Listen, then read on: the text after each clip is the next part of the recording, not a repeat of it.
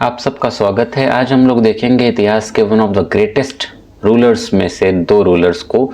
एक हैं चंद्रगुप्त मौर्य और उसके बाद अशोक, जिसको अशोका द ग्रेट या अशोक महान भी बोला जाता है। लेकिन वास्तविक अगर सच्चाई हम लोग देखें तो चंद्रगुप्त मौर्य के सामने महानता ज़्यादा दिखती है एक शासक के तौर पे। वहीं अगर धम्मा को देखें और बाकी अशोक के बाद की नीतियों को देखें और जो साम्राज्य विस्तार हुआ उसके टाइम पीरियड में जो एक्सटेंशन हुआ मौर्य साम्राज्य का, तो उस बेसिस पे अशोक को महान बोला जाता है, जो कि जस्टिफाइड है। लेकिन जैसे चंद्रगुप्त मौर्य ने बिना किसी बैकग्राउंड के, बिना किसी वैसे मेजर या स्ट्रॉन्ग सपोर्ट के जो एम्पायर खड़ा किया, वो भी अपने आप में ही ग्रेट है।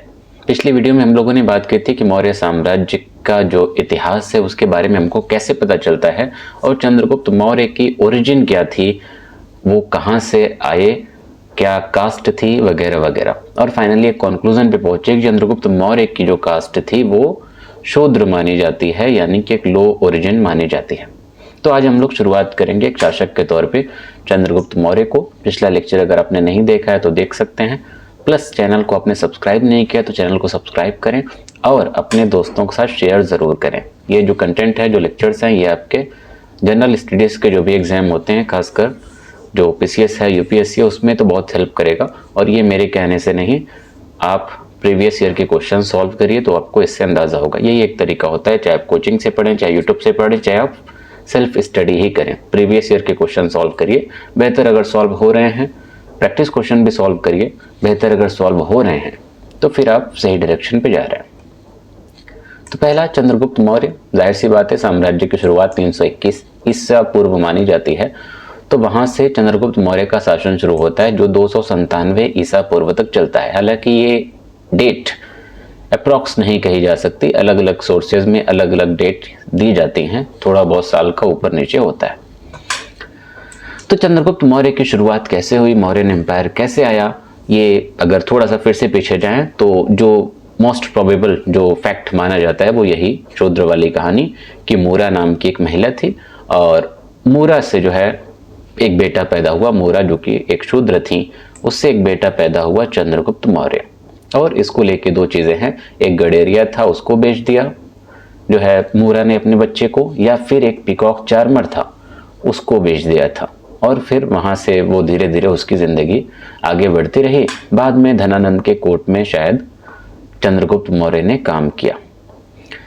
इसको लेके एक चीज़ ये है कि मतलब ये एम्पायर बना कैसे, ये राजा बने कैसे, कहानी वहाँ तक कैसे पहुँची, तो उसके बारे में कौटिल्य ने जिक्र किया है कि कौटिल्य को जब एहसास हुआ कि भारत पर बाहरी आक्रमण होगा तो धनानंद के पास कौटिल्य गए और धनानंद को समझाया कि बाहरी आक्रमण हो सकता है, तो तुमको ध्यान रखने की ज़रूरत है। नॉर्थ वेस्ट जो है भारत का जो इलाका है ना, ये इधर वाला पाकिस्तान और अफगानिस्तान वाला, तो उस पर जो है थोड़ा सा मतलब मेहनत करने की ज़रूरत है ताकि आक्रमण ना हो। तो धनानंद ने कौटिल्य की बात नहीं मानी और ह्यूमिलिएट करके, बेइज्जती करके कौटिल्य को भगा दिया।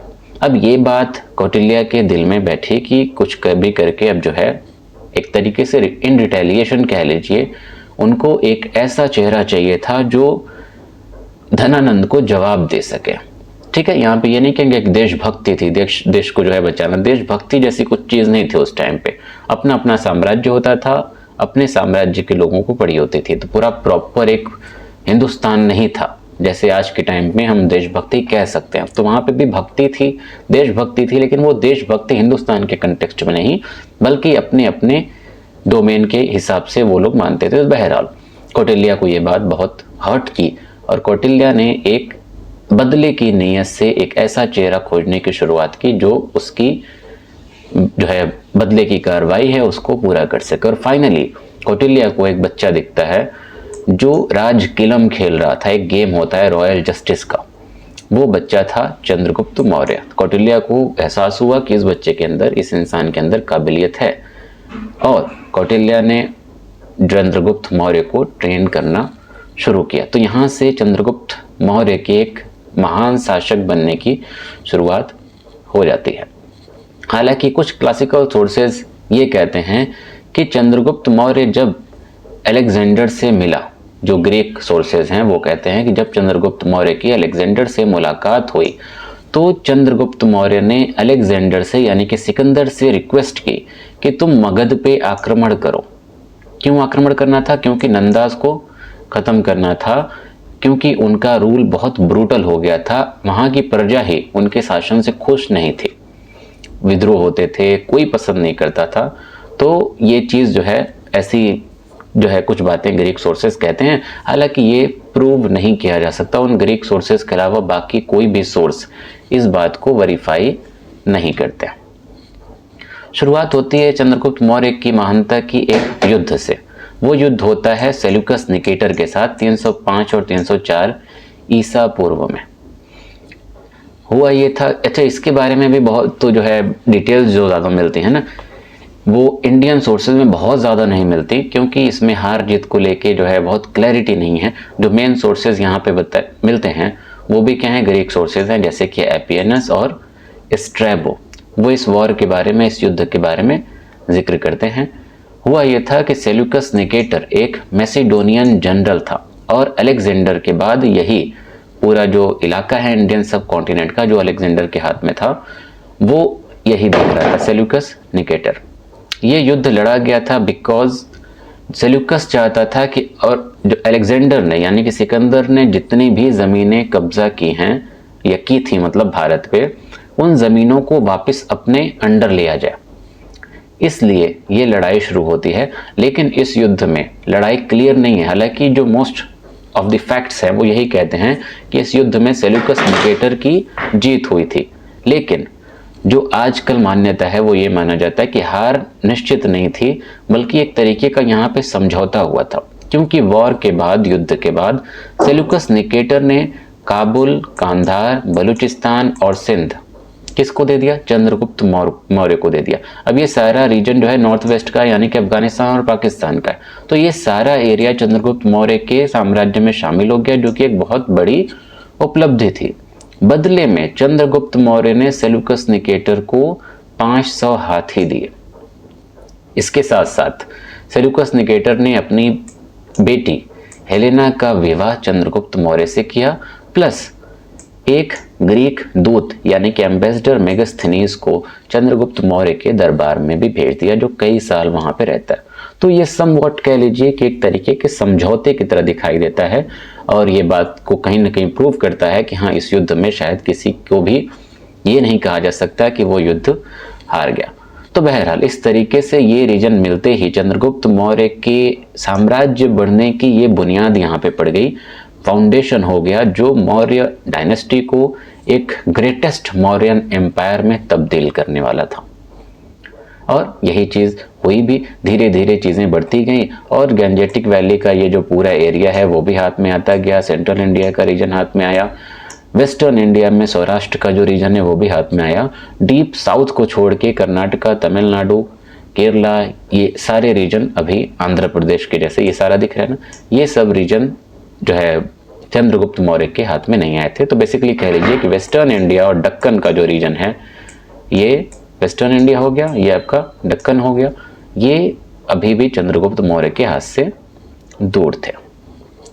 अगर इसकी बात की जाए कि कैसे बाकी रीजन जीते, जैसे सौराष्ट्र की अगर बात करें कि सौराष्ट्र कैसे उसके हाथ में आया, तो सौराष्ट्र के बारे में हमको जो डिटेल्स मिलती हैं वो मिलती हैं जूनागढ़ रॉक इंस्क्रिप्शन से, जो कि हम पिछली क्लास में भी जिक्र किए कि रुद्रदामन जो कि एक शाका रूलर था उसके टाइम पीरियड का है। इसमें हमको बहुत सारी डिटेल्स मिलती हैं, क्योंकि चंद्रगुप्त मौर्य का वॉइसरॉय या गवर्नर कह लीजिए पुष्यगुप्त सौराष्ट्र को देख रहा था, और वहाँ पे उसने बहुत सारा काम भी किया था, बहुत सारे वेलफेयर के काम किए थे। उसमें एक आता है आपका सुदर्शन लेक, और सुदर्शन लेक जो है, अच्छा इसमें एक खास बात एक ये भी है, फैक्ट है, याद रखिएगा, सुदर्शन लेक को बहुत सारा नुकसान हुआ था युद्ध वगैरह में, तो सुदर्शन लेक को रिपेयर करवाया था रुद्रदामन ने बिना एक भी रुपया लिए हुए।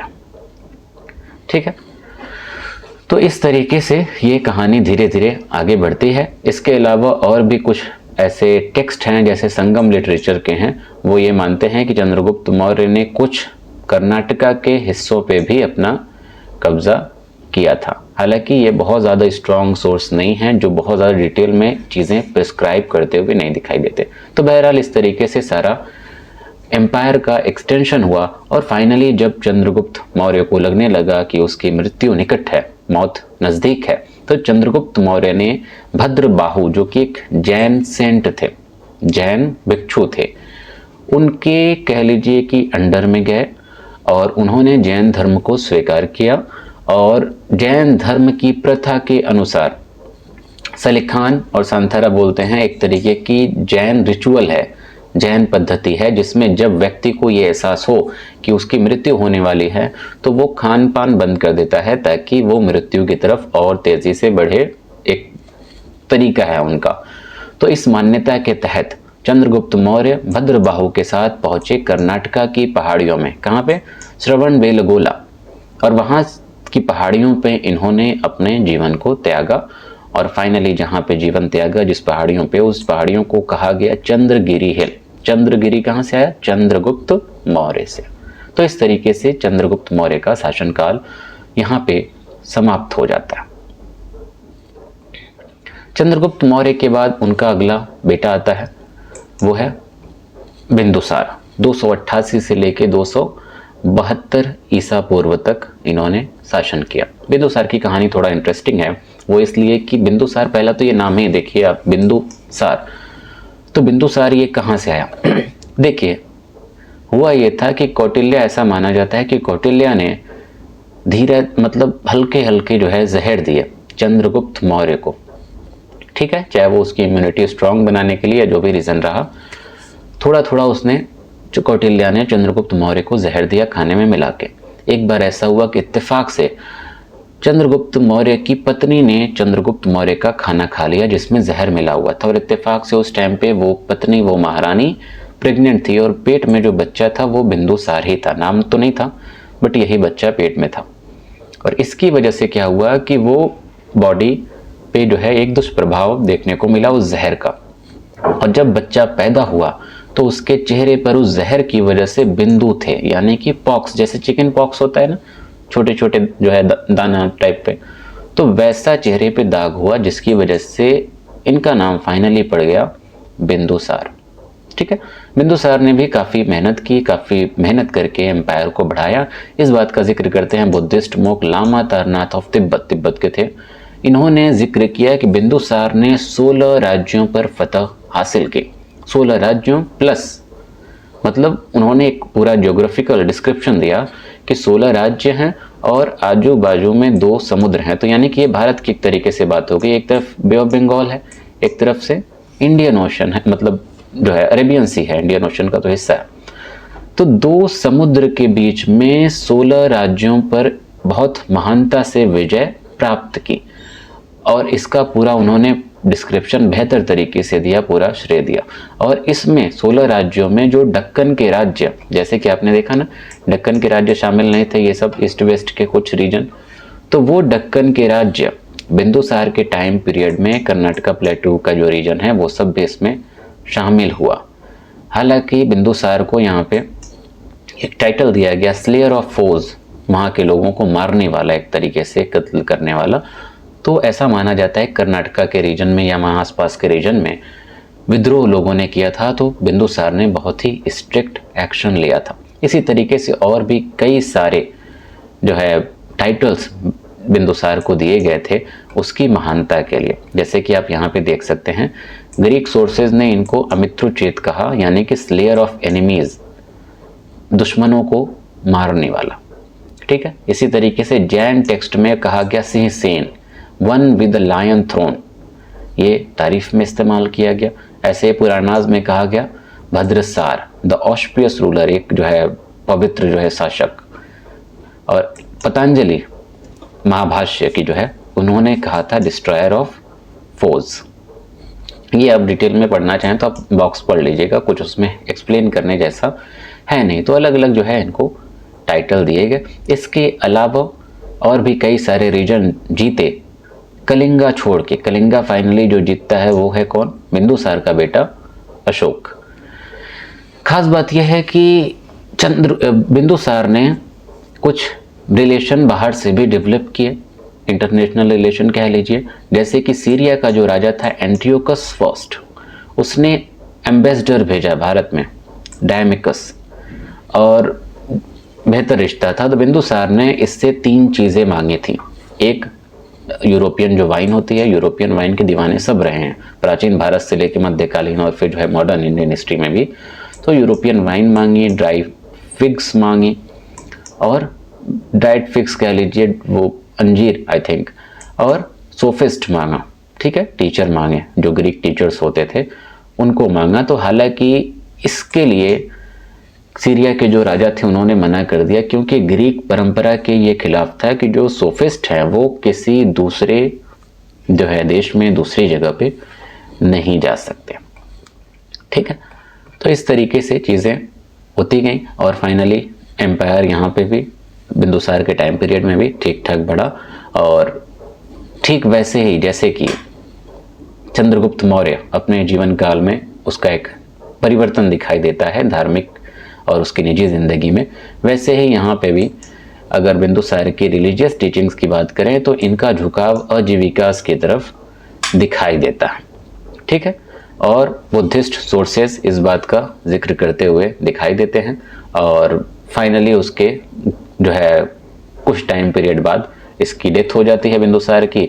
और बिंदुसार की डेथ के बाद 4 साल तक वॉर ऑफ सक्सेशन चलता है, यानी कि उत्तराधिकार की लड़ाई होती है।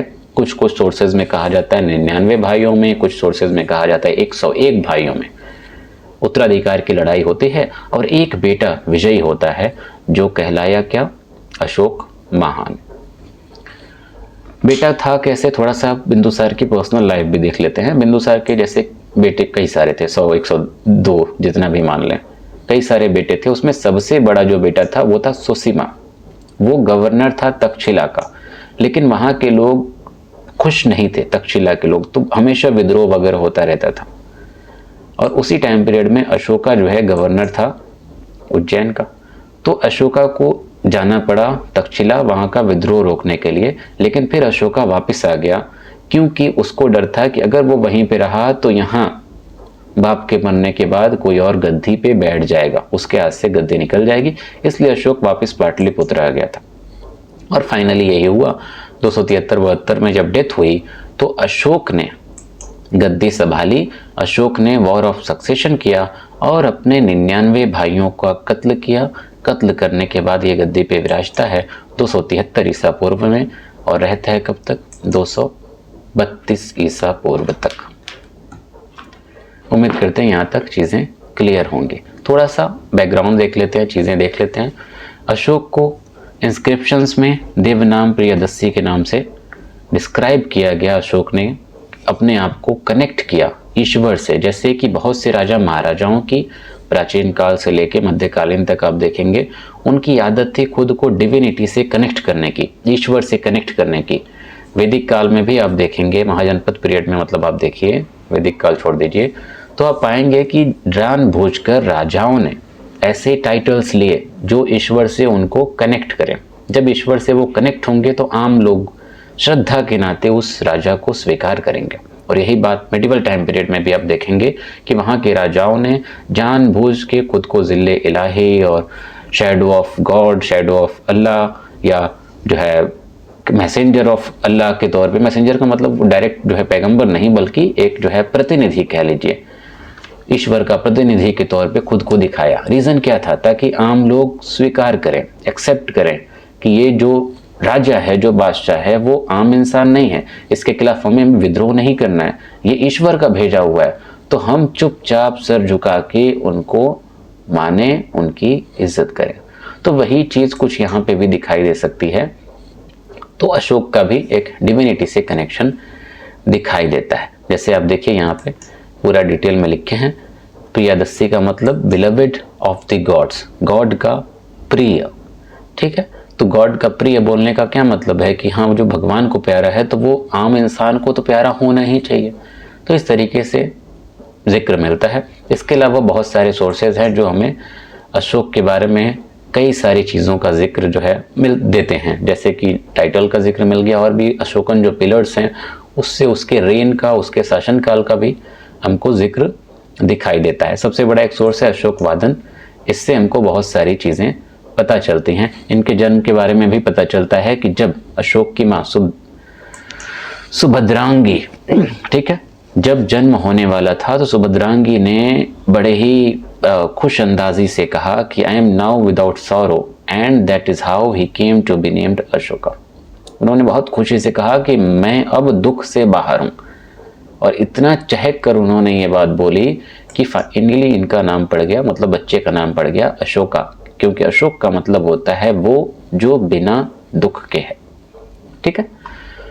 तो इस तरीके से अशोक की पैदाइश हुई। पैदाइश के बाद वो गवर्नर बना तक्षशिला का और उज्जैन का। बीच में जैसे विद्रोह हुआ तो गया, वापस भी आ गया था। तो इस तरीके से चीज़ें धीरे धीरे इसका राजनीति में जो है आगमन हुआ। और फाइनली जब पिता की मृत्यु हुई तो पिता की मृत्यु के बाद जो है कुछ सोर्सेज में 99 भाइयों का जिक्र मिलता है, कुछ में 100 का मिलता है, कुछ में 101 का मिलता है।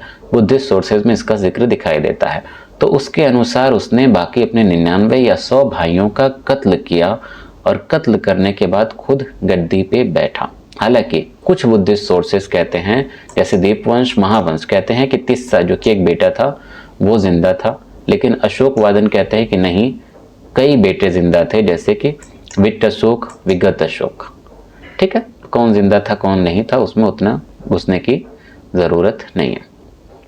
अशोक के टाइम पीरियड में अगर एम्पायर का एक्सपेंशन देखें कैसे बढ़ा, तो वो समझने से पहले आपको समझना पड़ेगा कि अशोक का जो एडमिनिस्ट्रेटिव रूल था वो कैसे था। अशोक के लाइफ को 3 फेज में बांटा जाता है।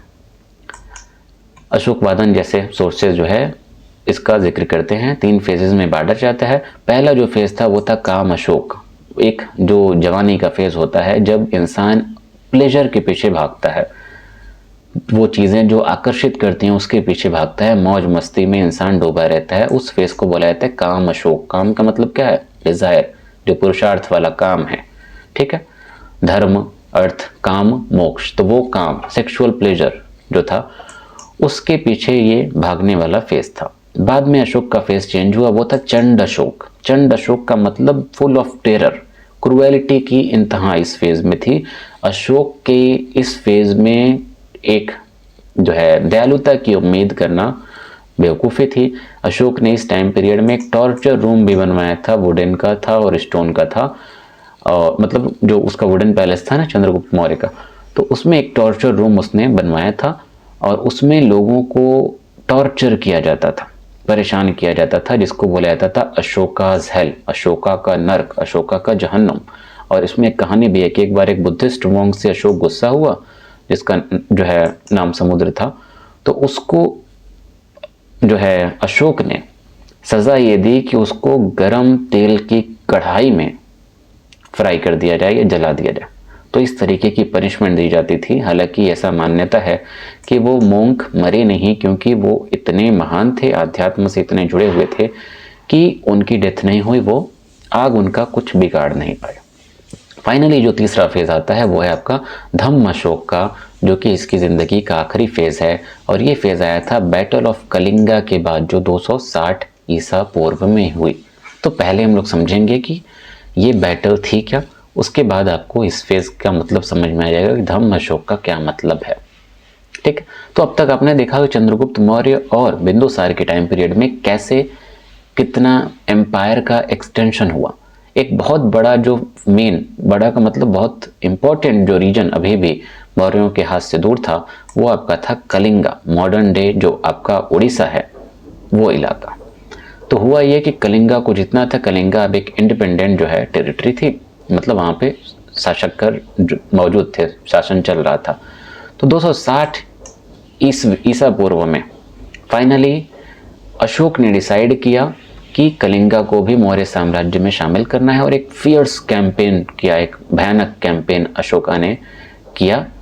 और वो लड़ाई हुई धौली पहाड़ियों पे और डायरियर के जो है रिवर के किनारे हुई थी। बुरी बात इसमें ये थी कि इतनी भयानक लड़ाई हुई थी कि इसमें लगभग माना जाता है कि 2,50,000 जानें जो है प्रभावित हुई। अब उसमें मारे गए, घायल भी हुए, कई सारी चीज़ें हुई और बहुत सारे लोगों को जेल में डाल दिया गया। हज़ारों की संख्या में लोग मारे गए और बहुत सारे लोग, लाखों में मान लीजिए कि तब घायल हुए। अब इस घटना ने या इस युद्ध ने अशोक को अंदर से हिला के रख दिया। वो अपने काम अशोक और चंड अशोक में इतना डूबा था कि उसको एहसास नहीं हुआ और एक भयानक कैंपेन कर डाला। तो उस कैंपेन के बाद उसको रियलाइज़ हुआ कि नहीं, वो बहुत गलत रास्ते पर जा रहा है। इस चीज़ को उसने अंदर से बहुत परेशान किया और फाइनली उसने फैसला किया कि अब हम जो है युद्ध छोड़ेंगे। उस युद्ध की पॉलिसी को बोला जाता है भेरी घोष। भेरी घोष छोड़कर हम अपनाएंगे धम्म घोष, यानी कि धम्म की नीति। और यहाँ से अशोक के फेज, जिंदगी का नया फेज शुरू हो जाता है, जिसको बोलते हैं धम्म अशोक। क्या है धम्म अशोक? धम्म अशोक का मतलब असुर विजय को छोड़ के अब धम्म विजय की तरफ बढ़ेंगे। और धम्म क्या था? अशोक की तरफ से बताई गई कुछ गाइडलाइंस थी जो बहुत हद तक बुद्धिज्म से प्रभावित थी। क्या था इसमें? देखिए, पहली चीज तो थोड़ा सा पर्सनल लाइफ देख लेते हैं। अशोक की माँ का नाम सुभद्रांगिनी, जैसे हम बता चुके हैं। उसके पहले बेटे का नाम था महेंद्र या फिर महेंद्र। डॉटर का नाम था संघमित्रा। महेंद्र जो था वो बेटा था पहली पत्नी से, जिसका नाम था संघमित्रा। उसकी दूसरी पत्नी का नाम था विदिशा महादेवी, तीसरी पत्नी का नाम था करुवाकी और चौथी पत्नी का नाम था तिस्राक्षिता। तिस्राक्षिता ये वही लेडी है जो अशोक का जो वो बोधि ट्री लगाया गया था ना, तो बोधि ट्री को तिस्राक्षिता ने कटवा दिया था गुस्से में। उसके पीछे जलन थी या गुस्सा था या अशोक टाइम नहीं दे रहा था, जो भी रीज़न रहा हो, थी बहुत खूबसूरत ये। और इसकी पेंटिंग भी अवनींद्रनाथ टैगोर ने बनाई थी, जो मॉडर्न इंडियन हिस्ट्री में आप देख सकते हैं। तो बहरहाल, तो अशोक ने जब जैसे कि युद्ध हो गया कलिंगा का और उसको अब रियलाइज़ हो रहा है, बहुत जो है सदमे में है, तकलीफ में है, परेशान है। तो भबरू इंस्क्रिप्शन के अनुसार औरंगजेब ने बुद्धिस्ट मोंक उपगुप्त के अंडर में आकर बुद्धिज़्म में जाने का फैसला किया। यह फैसला करने में अशोक को लगभग 2.5 साल लगे। वो 2.5 साल गिल्ट में रहा और फाइनली उसने फैसला किया कि अब बुद्धिज़्म में वो जाएगा। और सबसे बड़ा रीज़न बुद्धिज़्म में जाने का क्या था? वही कलिंगा वॉर। और इस बात का जिक्र अशोक ने खुद अपने रॉक एडिक्ट 13 में किया है। ठीक है। इसके अलावा निगरोध एक बुद्धिस्ट मोंक थे, उससे बातचीत हुई थी, तो अशोक उनसे भी प्रभावित था। प्लस इसके अलावा समुद्र का जो इंसिडेंट था, जो अशोक ने अपने चंड अशोक के फेज में समुद्र को जिंदा जलाने का फैसला किया था, उस घटना ने भी प्रभावित किया था। और इन सारी घटना से प्रभावित होकर औरंगजेब ने बुद्धिज़्म में जाने का फैसला किया, बुद्धिज़्म में कन्वर्ट हुआ और फाइनली उसने अपनी एक नई नीति, अपनी एक नई पॉलिसी दिखाई, जिसको बोला गया अशोक की धम्म नीति। जो धम्म है ना, ये एक्चुअली में बुद्धिज़्म का ही एक जो है कह लीजिए कि रूप था, जिसमें इसने अपने तरफ से कई सारी गाइडलाइंस दी, कई सारी चीज़ें बताई कि हाँ, इंसान को या हम सबको कैसे रहना है, कैसे जीवन गुजारना चाहिए। इसका सीधा सीधा मकसद यही था कि समाज में शांति आए, हार्मनी आए, लोग मिलजुल के रहें। और एक बहुत बड़ा रीज़न एक ये भी था कि ब्राह्मणों का जो है वर्चस्व इस टाइम पीरियड में नहीं था। तो जहाँ पे ब्राह्मण थे तो वहाँ पे तो एक प्रॉपर शास्त्र मौजूद थे कि हाँ, ऐसे जीना है। अब उसमें भेदभाव हो, अच्छी बातें हो, वर्ण हो, ये वो एक अलग चीज़ थी। ठीक है, हालांकि वो सब इतना स्ट्रांग नहीं था, तो वहाँ तो एक सिस्टम था। लेकिन बहुत से ऐसे रीजन थे जहाँ ब्राह्मणों की डोमिनेंस नहीं थी, तो वहाँ पे भी एक प्रॉपर नियम चाहिए था। अब जहाँ ब्राह्मण है वो अपना अपना रहे, जहाँ ब्राह्मण नहीं है वो अपना अपना रहे। तो अशोक चाहता था कि एक यूनिफॉर्म जो है कोड, एक यूनिफॉर्म जो है कानून लाया जाए, एक यूनिफॉर्म रूल रेगुलेशन लाए जाएं एक जैसे, ताकि सब लोग उसको फॉलो करें और एक यूनिफॉर्मिटी साम्राज्य में दिखाई दे, एक कॉमन पैटर्न, कॉमन अप्रोच हो। इसके लिए अशोक ने कई सारे रूल्स बताए धम्मा पॉलिसी में, जैसे कि हमेशा सच बोलो, हिंसा छोड़ दो, वॉर छोड़ दो, युद्ध छोड़ दो, जानवरों को मारना छोड़ दो बिना वजह का। ठीक है। इसके अलावा जितने भी धर्म संप्रदाय के लोग रह रहे हैं उन सब की इज्जत करो, ये सबसे एक बड़ी चीज़ है। ठीक है।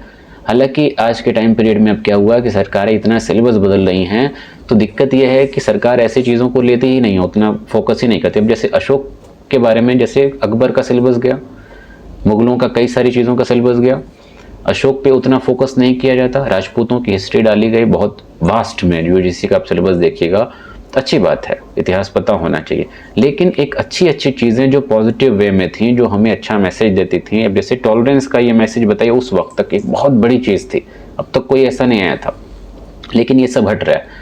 और मुगलों में जैसे अकबर के टाइम पीरियड में दीन इलाही लगभग ऐसी ही चीज़ थी, बहुत बेहतरीन चीज़ थी, हटाया जा रहा है। लोगों ने सवाल किया तो लोग कहते हैं, उन्होंने क्या जवाब दिया कि सिलेबस बहुत ज़्यादा है तो इसलिए हटाया जा रहा है। लेकिन जो बाकी लोग हैं, जो बहुत बड़े बड़े हिस्टोरियंस हैं, उनका मानना है कि जानबूझ के ये चीज़ें हटाई जा रही हैं, क्योंकि इतिहास का सेफ्रोनाइजेशन किया जा रहा है, भगवाकरण किया जा रहा है, ये टर्म यूज़ होता है, किया जा रहा है नहीं किया जा रहा है वो आप लोग स्कॉलर हैं, आप लोग सोचिएगा।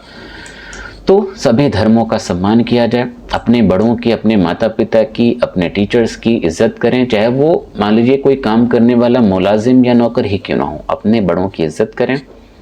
और respect and give alms to Brahmanas and Shramanas, बुद्धिस्टों को और जैनों को और ब्राह्मणों को भी रिस्पेक्ट दीजिए, उनको भी जो है जिसके वो हकदार हैं वो दीजिए, दक्षिणा वगैरह दीजिए। इसके अलावा वैदिक सेक्रीफाइस को छोड़ने की बात कही थी, वैदिक जो पूजा पाठ होते थे, मेले लगते थे, इन सब को छोड़ने की बात की गई थी, इसलिए क्योंकि अशोक के अकॉर्डिंग ये सब अननेसेसरी चीज़ें थी। अब जैसे कुछ सेक्रीफाइसेस ऐसे भी थे जिसमें जानवरों को सेक्रीफाइस किया जाता था, जैसे अश्वमेध हो गया, जो है घोड़े को बलि देना, इंसानों का भी था बट वो उतना प्रिवेलेंट नहीं था। इसी तरीके से अपने गुलामों के साथ, नौकरों के साथ अच्छा बर्ताव करो, अपने रिश्तेदारों की मदद करो। साथ ही साथ उसने अपने सभी अधिकारियों को ये निर्देश दिए थे कि ज़्यादा से ज़्यादा पेड़ लगाओ, रास्तों में कुएं खोदो, लोगों के लिए रास्तों में रहने के लिए रेस्ट हाउस बनाओ और हॉस्पिटल्स बनाओ, ये सारी चीज़ें थी, और न केवल इंसानों के लिए बल्कि जानवरों के लिए भी। तो ये उस टाइम पीरियड में एक डेमोक्रेसी की तरफ बहुत ही बेहतरीन नीति अशोक ने दी थी, जो इसकी ग्रेटनेस को और ज़्यादा ग्रेटर बनाती है। ठीक है, इसके अलावा धम्म जो है, इस पॉलिसी के लिए इसने कई सारे और जो है चीज़ें लाई, जैसे कि धम्म महामत्ताज या महामत्राज और धम्म वीराज नियुक्त किए। तो बेसिकली दो लोग, ठीक है, धम्म महामत्ताज या महामत्राज ये दोनों एक ही टर्म है, और धम्म वीराज, इन दोनों की अधिकारियों की नियुक्ति की गई। क्यों नियुक्ति की गई? ताकि कोई मसला आ गया, कोई लड़ाई झगड़ा आ गया तो अदालत जो लगेगी, जो न्याय होगा वो धम्मा के हिसाब से होगा। तो ये कौन देखेगा? ये यही दो लोग देखेंगे। साथ ही साम्राज्य में शांति और पीस, लॉ एंड ऑर्डर कैसे मेंटेन किया जाए, वो लोग भी यही देखेंगे। इसके अलावा राजुकाज और युक्ता, ये भी ऑफिसर्स होते थे, अधिकारी होते थे। इन लोगों को धम्म यात्रा पे भेजा जाता था हर 5 साल पे। अशोक खुद बार धम्म यात्रा पे गया 10 साल पे। पहली धम्म यात्रा जो है उसने की थी बोध गया में, दूसरी धम्म यात्रा उसने की थी लुम्बिनी यानी कि नेपाल में। लुम्बिनी में उसने इंस्क्रिप्शन भी इंस्क्राइब करवाया था। एक है रुमेनडेई एडिक्ट, लुम्बिनी में था, और एक है निगली हवा या निगलीवा इंस्क्रिप्शन। ये दोनों इंस्क्रिप्शन अपनी सेकेंड धम्मा यात्रा के दौरान इसने जो है बनवाया था। जो रुमेनडेई इंस्क्रिप्शन है, जो ये पिलर था, ठीक है, बेसिकली, और इस पिलर के अनुसार हमको ये पता चलता है कि जब अशोक ने यहाँ पे धम्मा यात्रा की तो उसने लैंड रेवेन्यू घटा के जो है 1/8 कर दिया। ठीक है, इससे पहले 6 था तो ये कम किया गया। तो इसकी एक जो है दयालुता यहाँ पे दिखाई देती है। इसके अलावा, यात्रा के अलावा अशोक ने बहुत सारे मिशन भेजे दूसरे राज्यों में, दूसरी जगहों पे। जैसे कि उसने महेंद्र और संघमित्रा, अपने बेटा बेटी को श्रीलंका भेजा धम्म के जो है प्रचार प्रसार के लिए। इसी तरीके से मझंतिका को कश्मीर और गांधार भेजा, महारक्षिता को ग्रीक कंट्रीज में भेजा, मझिमा को उसने हिमालयन राज्यों में भेजा, धर्मक्षिता को उसने भेजा था कोंकण जो रीजन है वहाँ पे भेजा, जो गोवा के आसपास का जो इलाका है वहाँ पे भेजा। तो इसी तरीके से उसने कई सारे लोगों को अलग अलग जगहों पे धम्मा के प्रचार प्रसार के लिए भेजा था।